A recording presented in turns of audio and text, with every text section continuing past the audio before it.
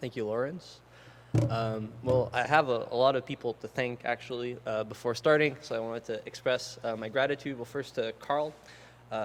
Thank you so much for hosting the event at our ICFP. I'm overjoyed to be part of this team. I'm grateful to all of you for coming. I know you don't know each other yet, but I have an idea what kind of talent is in this room right now, and I'm all sorts of excited about this week. So I want to we'll talk about this project that we're now engaged in. So my talk is titled "Towards the Social, Cultural, Computational Psychiatry: Challenges and Prospects." And basically, I want to do 5 things quickly. I won't bore you too long, but I did want to, first we'll situate the project so that we're all on the same page, then discuss the motivations for the network and workshop. So why are we here, basically? And then I'll present basically the kind of backbone of the network, what I'm calling the 4 pillars, but there can be more, as we'll see, and 4 cross-cutting themes to keep things nice and symmetric, because we like that. And then I'll run through the workshop itself and present what we'll be doing for the next little bit. Okay, so first, the network itself. So the network aims to study human systems and behavior across all the scales at which they exist, the temporal and spatial scales at which they exist. As Lawrence was discussing just before, the human phenomenon is something that spans, protein and gene networks and cellular dynamics all the way to social and cultural dynamics. And so if we want to talk about humans and what makes us special, then we need to be able to say something coherently across all these different scales. And so the idea then is to develop some kind of standardized pipeline to conduct this kind of research at the intersection of social and cultural studies, computational neuroscience, and psychiatry. So the idea then on the slightly longer term is to consolidate this network into an international work group, a kind of extended lab, if you will, that will provide support structure for interdisciplinary research and, because it's important in today's economy, funding for research projects and research positions to make sure that we can keep doing interesting stuff together for the foreseeable future. So I founded the network last year in November. So this is a little bit like weird and emotionally interesting for me since it's been about a year, and now that we're having our inaugural workshop. So we are now in several institutions, I believe in 8 countries and 18 institutions, which I've listed here. So you probably recognize your own institutional affiliation in this list. And we're continuing to grow, so I'm pretty excited about that. Having presented the network very briefly, I'll present the motivations for the network and then the workshop. So the network itself, I think, addresses a need in the community.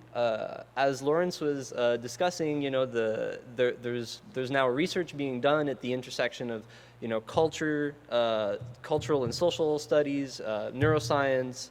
The different sciences that study culture, mind, and brain are kind of beginning to coalesce, but to date, no standardized, let alone automatized pipeline exists for this kind of interdisciplinary work. So the idea is, if you're, a startup PhD student in cognitive psychology, and you have, say, like 2 collaborators with whom you want to collaborate, the 3 of you can spend 15 minutes on PubMed, and you'll find dozens of different paradigms that'll specify, the different tasks and the different roles that everyone has to play, along with protocols. But what happens if, as we are in this room, we're neuroscientists, psychiatrists, anthropologists, philosophers, sociologists, computer scientists? So what do we do when we want to work together? So yeah, there is a need to develop these kind of standardized pipelines, and I'm hoping that this is what we'll be able to do together. Also, there's little institutional support for interdisciplinary work. Lawrence mentioned some frictions or difficulties that we've had before, and every discipline has its own distinct needs financially and so forth. But the idea would be to develop a network and funding structures and institutional structures that respect the contributions that all of the different disciplines can bring to the table. And again, as Lawrence was mentioning, computational approaches and experimental approaches more generally tend to be very brain-centered. And well, I'm hoping that by working together, we can broaden these methods to factors in and beyond the brain, to really develop a kind of systematic approach to the human phenomenon, from protein and gene networks to social networks and cultural groups and everything in between. Yeah, so in this sense, we may be, and this is a bit ambitious to say, but we may be in a similar position to the initial originators of cognitive science from the 1940s and the 1950s, before the famous Macy conferences. Well, cognitive science, its inception was as something like an interdisciplinary project that would bring together linguistics and anthropology along with cognitive psychology and neuroscience and so forth. We can, raise doubt as to whether the project of cognitive science as this interdisciplinary project is succeeded. This paper by Nunez and collaborators in nature and human behavior suggests otherwise.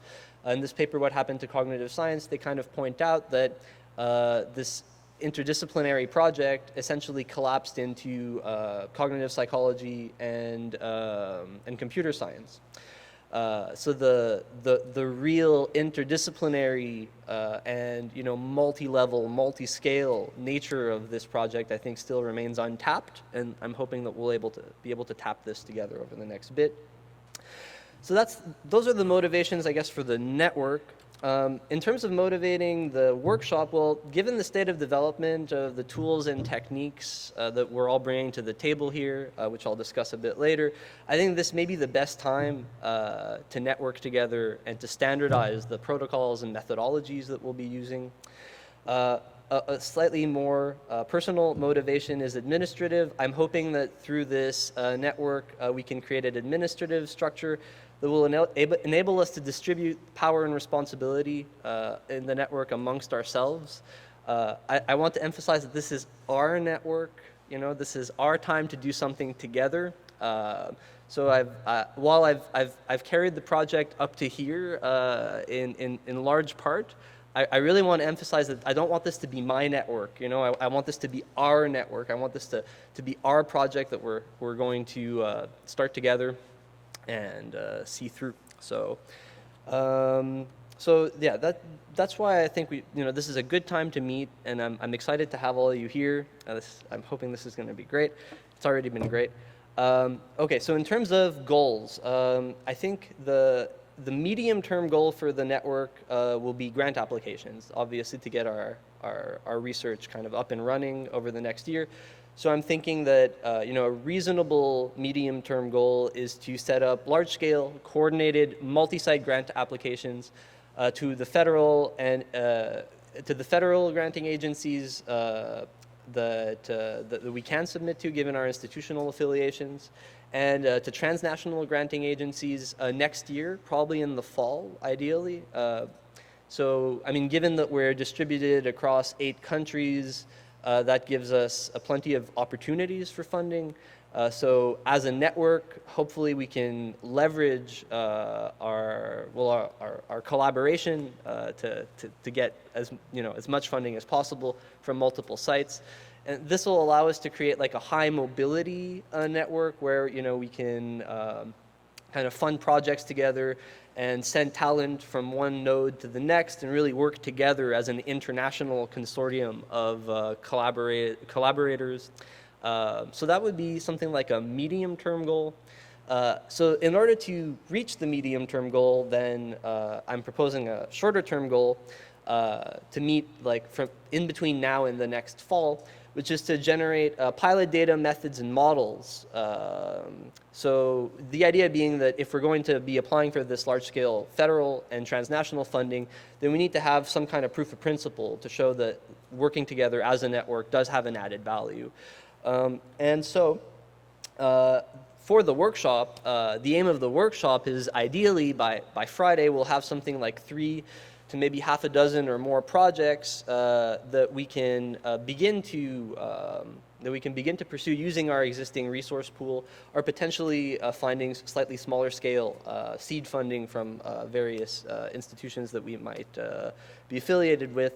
So by pilot projects, I mean maybe some smaller scale paper projects that can start to get the ball rolling to show the feasibility of working as a network, and also ideally some larger scale projects that might involve like writing grants together from multiple sites. That's what I have in mind, at least. So so much for the motivations for the network and workshop.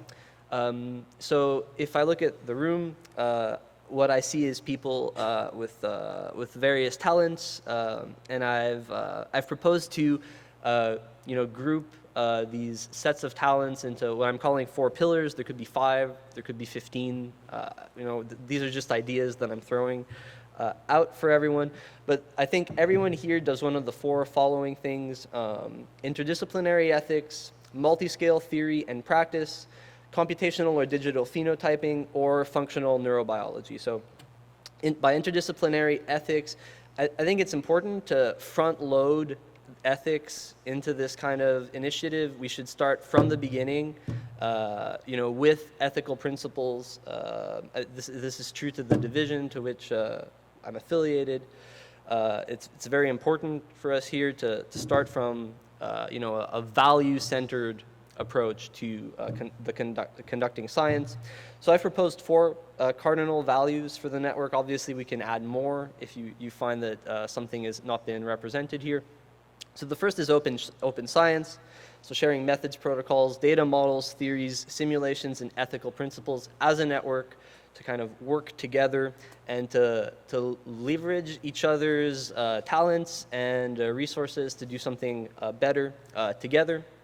So inclusivity, so including as many different perspectives as possible in our research. So neurodiversity, or what I'm also calling phenodiversity, so diversity in phenotypic and phenomenological experience. This diversity should be represented in the network. So in terms of designing protocols, like including patient populations in design, for instance, making sure that our teams themselves are nice and representative. And finally, cooperation, I think is an important thing to highlight, that if we're going to be working as a network, cooperation is key. So the second pillar is multi-scale theory and practice. I've been involved in this kind of thing where, so here we've basically extended the active inference of formalism to account for systems of systems, and indeed systems of systems of systems of systems, so cells making up tissues, making up organs, making up organ systems, making up organisms, making up smaller scale societies, making up larger scale societies and social groups and cultural groups.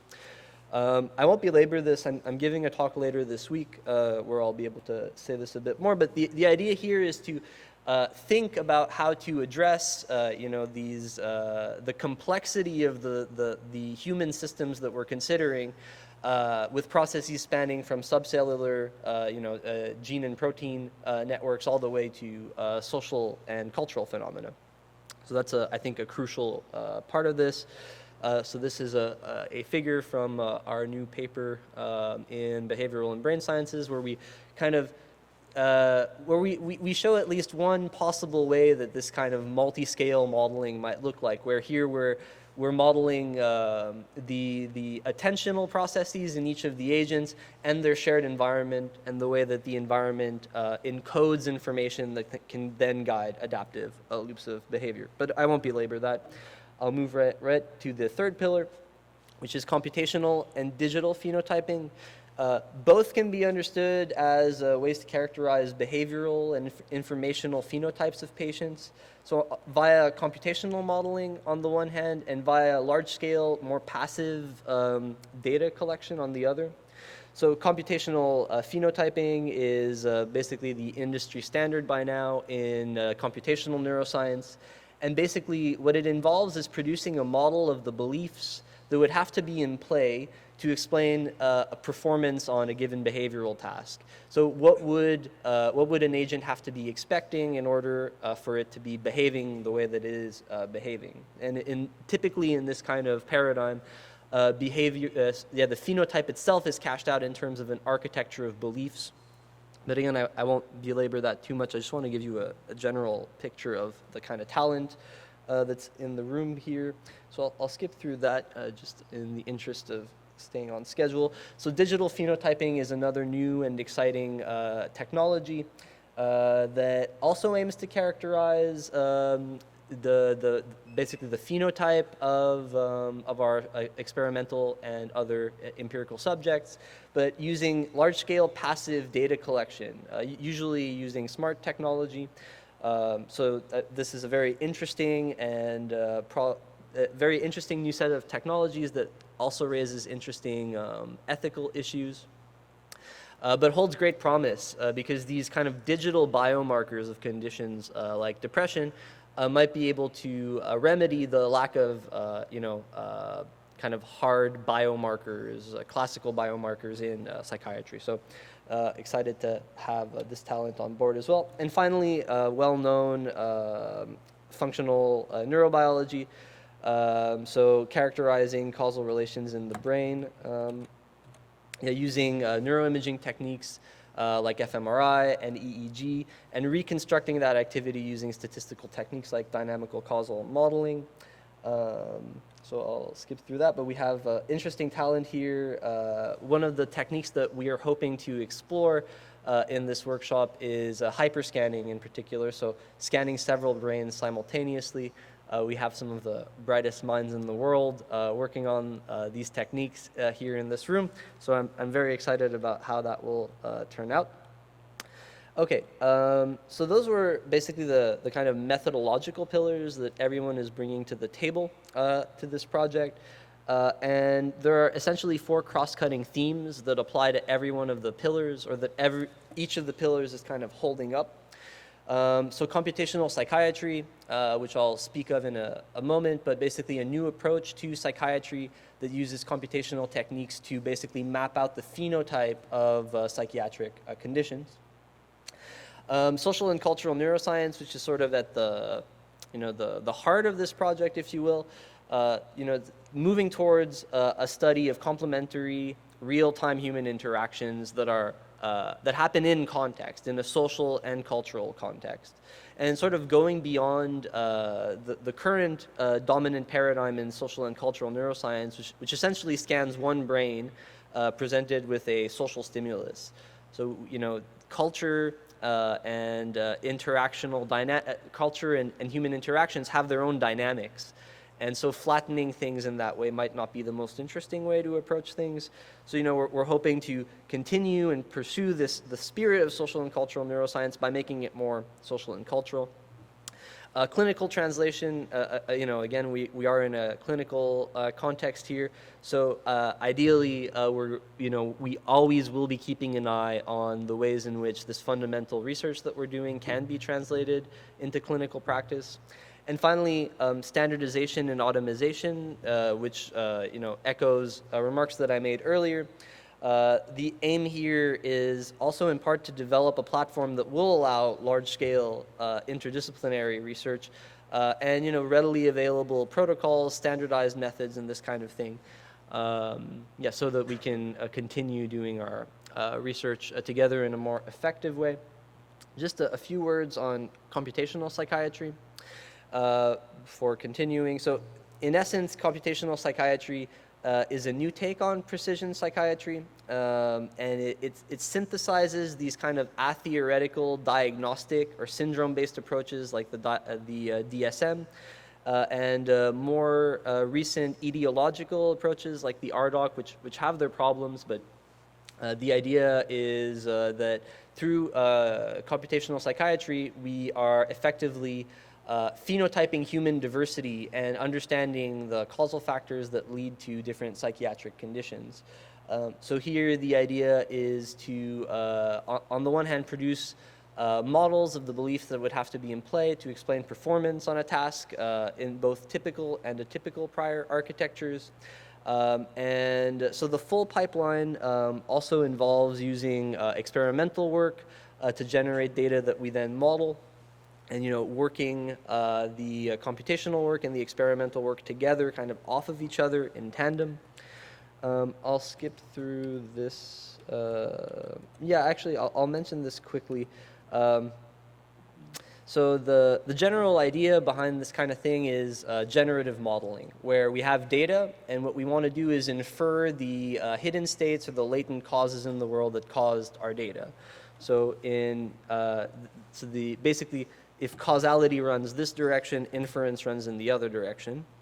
And so the techniques that we use in computational psychiatry were first established in fMRI. I'm sure many of you are familiar with this. In fMRI, what we do is we generate a blood oxygenation level dependent signal, which is just a proxy for the underlying neurophysiological activity. So the active inference and free energy principle stuff starts from here and was originally developed as a technique to infer the most probable latent cause of the signal that we're measuring in fMRI. So it starts off as this kind of framework where experimentally we're generating a bold signal, and then we use these inference techniques to kind of reverse infer what is the most probable set of causes that caused our signal. Active inference takes the very same framework and says, okay, what if my data is now not a bold signal, but it's the sensory states of my body, the state of my retinal surfaces, the state of my cochlear organs, and the state of my skin and so forth, all of my sensory data. And now what we're doing is not inferring the latent neurophysiological activity that caused my experimental bold signal. It's inferring the structure of causes in the world that lead to my sensory experience. So some of you in the room are working on a further iteration, an even more meta application of this framework, which is, I think, very relevant to this context, where the data that we're working with is the actual psychiatric diagnoses that are made by healthcare professionals. And what we're modeling then is the diagnostic process. So then it gets pretty social, and indeed there's a sense in which then we as researchers and clinicians become part of the model that we're constructing, or at least we have a place in it. So that's the project of computational psychiatry or computational nosology, and so that kind of, I think I'll skip through the slightly more detailed figures in the interest of time. That's essentially what I have in mind in terms of the network, and now I'll just briefly break down the workshop itself. So the workshop is from Monday to Friday, and I have listed the detailed schedules for the first 3 days for a reason that I'll get to. So the first day this morning is more of an orientation morning. So you've just heard Carl and Lawrence and myself kind of explain the context, the institutional structures that are supporting this event, the plans for the network and the event itself. After I'm done, we're going to go through the room, and I'll ask you all to briefly introduce yourselves for like 30 to 60 seconds, just to tell us your institutional affiliations, your main interests, and this sort of thing, just so we can start imprinting each other, as Lawrence was just saying. Then we'll take a short break, and then we'll have our first kind of more thematic presentation. I think Demetrius's presentation is going to kind of capture a lot of what's at stake, in terms of the theoretical and experimental commitments of everyone in the room.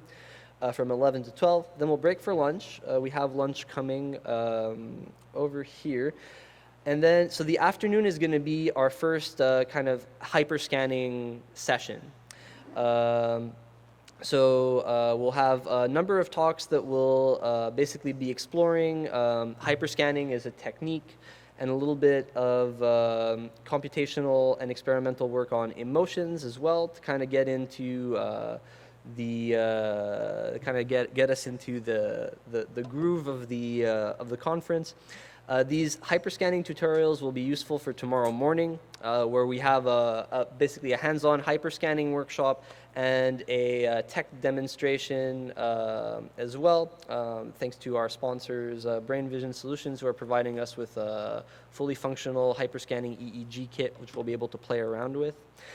Then Tuesday afternoon, we have some very interesting talks on the ethics of interdisciplinary work in this kind of context, followed by more modeling work, basically a follow-up on the talk here on emotional cognition.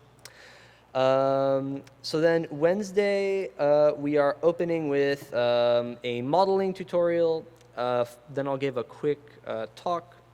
And then we have another talk in the afternoon, which should be interesting. And then some concurrent sessions later in the afternoon, where it's something like a brown bag session where everyone can present, their current research. So I'd encourage you to go to the presentations that you think are going to be the most conducive to developing some kind of collaboration down the road. So that takes us through the first 3 days. Thursday is off, although as Carl mentioned, I'll be giving a talk. Aaron Michalik is also going to be giving a talk, and you're more than welcome to come. It would be great to have you. And so Friday is going to be our more networking-oriented day, where so we're going to have small work group meetings. I've booked a number of small rooms that can fit about 10 people. So over the next 2 days, I'll be collecting theme ideas to organize little work groups around, and hopefully out of these small work groups, something like, and throughout the whole event, obviously, but in particular, I'm hoping that this will foster some small pilot projects that we can then pursue together over the next bit. Then around 2 in the afternoon, we'll get back together and we'll present short reports of what happened at the discussion groups. And finally, we'll tie everything together and discuss how to move forward from here. So I believe that's everything that I wanted to say, except obviously, thank you. I'm so excited and grateful, excited to have you all here, to have this actually happening, and grateful for your participation and presence. So thank you very much.